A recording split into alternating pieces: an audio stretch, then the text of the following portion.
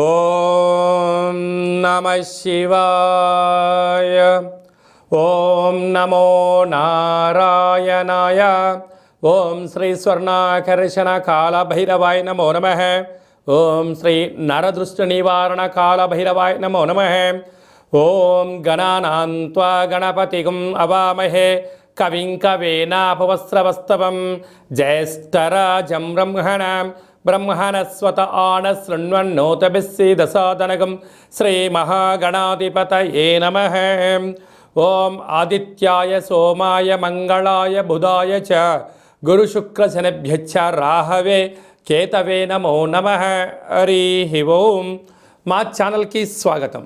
చూస్తున్న వీక్షకులకు ప్రేక్షకులకు ప్రియ కాళభైరవ భగవద్బంధులకి స్వాగతం పలుకుతూ మమ్మల్ని ఎంతగానో ఆదరిస్తూ ఉండబడినటువంటి ప్రియ సోదరి మనులకు అందరికీ, సనాతన ధర్మ సంరక్షకులకు అందరికీ కూడా నూతన తెలుగు ఉగాది పండగ శుభాకాంక్షలు. శ్రీ క్రోధినామ సంవత్సరంలో అందరికీ నిండు నూరేళ్ల ఆయురారోగ్యాలను ప్రసాదించాలని, వారాలు 7, తిథులు 15, నక్షత్రాలు 27, రాసులు 12, లగ్నాలు 12, మహర్దశలు 9, అలాగనే షడ్రుచుల సమ్మేళనమే 6 ఋతువులతో కూడుకున్నటువంటి తీపి, కారం, పులుపు, చేదు, వగరు అనేటువంటిది ఎలా ఉంటుందో మనిషి జీవితంలో కష్టాలు సుఖాలు ఎప్పుడూ ఉంటాయి.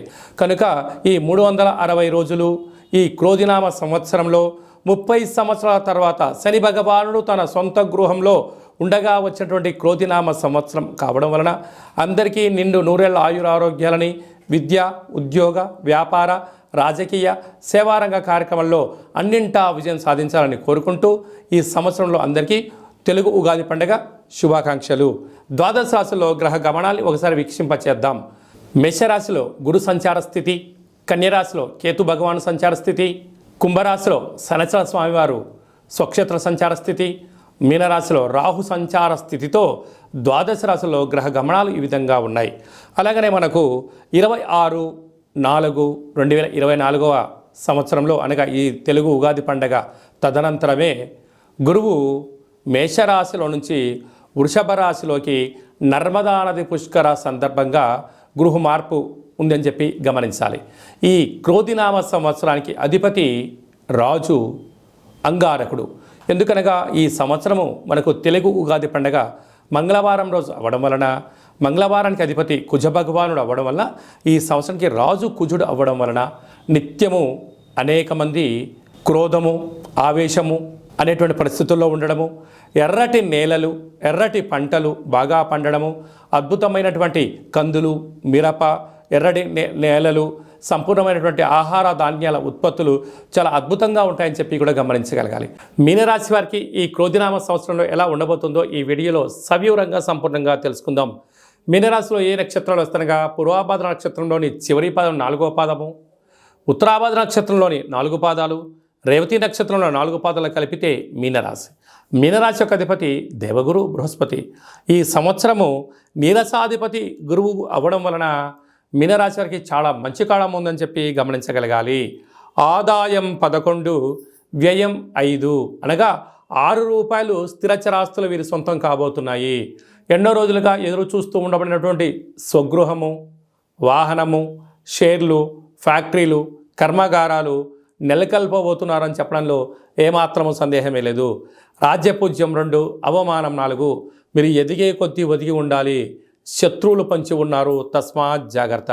అదే కాకుండా ఈ ఉత్తరాభాద్ర నక్షత్ర జాతకులకు డిసెంబర్ నుండి ఉగాది వరకు చివరి సున్న కారణం వలన ఆరోగ్యము, సర్జరీలు, కొద్దిపాటి ప్రమాదాలు పొంచి ఉన్నాయి, తస్మాత్ జాగ్రత్త. రేవతి నక్షత్ర జాతకులకు ఉగాది పండుగ నుండి డిసెంబర్ వరకు అనుకూలంగా లేని కాలము అని చెప్పి గుర్తుపెట్టుకోవాలి. ప్రథమ సున్న, మధ్య సున్న కారణం వల్ల ఏ పని చేయాలన్నా, చేయకూడదా, చేస్తే ఏంటి, చేయకపోతే ఏంటి, నిత్యము మానసికమైన సంఘర్షణలో ఉండే పరిస్థితి ఉంటుంది. దయచేసి అప్పులు ఇవ్వద్దు, అప్పులు తెచ్చుకోవద్దు. రెండిటి వలన మీకు స్థిర చరాస్తులు పోగొట్టుకునే పరిస్థితి చాలా అధికంగా ఉంటుందని చెప్పి గమనించాలి.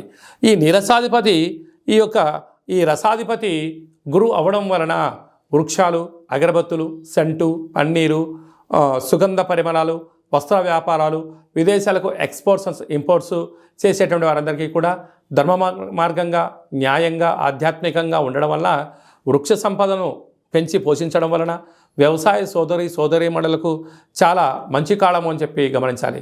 అలాగనే ఆయుర్వేద వృత్తి చేసేటువంటి వారికి అద్భుతమైనటువంటి మంచి అవార్డ్స్ రావడము, రాజసన్మానాలు, రాజగౌరవాలు వీరి సొంతం కాబోతున్నాయి. వ్యవసాయ సోదరీమణులకు మంచి ఎర్రటి పంట, తెల్లటి ధాన్యంలో వీరు అనంతమైన సంపద వీరి సొంతం కాబోతుంది.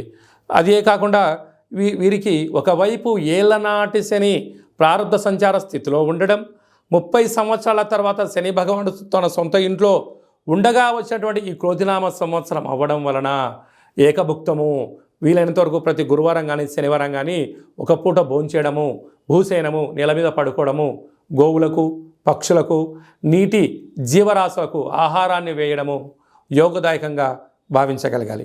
అలాగనే మీనరాశి జాతకులకు ఈ సంవత్సరం పుష్కర స్నానం చేయడము అదృష్టవంతంగా భావించండి. ఎటువంటి పరిస్థితుల్లో ఆధ్యాత్మికత, వీలైతే శివలింగ ప్రతిష్ఠ చేయడము మంచిది. స్వర్ణాకర్షణ కాళభైరవ స్వామి యొక్క ఆనంద దీపాన్ని ఇంట్లో పెట్టుకోవడము, స్వామివారి యొక్క స్మరణ, కాళభైరవ అష్టకము, కూష్మాండ దీపాన్ని పెట్టడము, స్వర్ణాకర్షణ కాళభైరవ స్వామి యొక్క ముగ్గును ఇంటి బయట ఏర్పాటు చేయడం వలన అదృష్టం, ఆనందం మీ సొంతమవుతుంది. కనుక మీనరాశి వారికి శుభం, జయం, లాభం జరుగుతుందని చెప్పి గమనించాలి.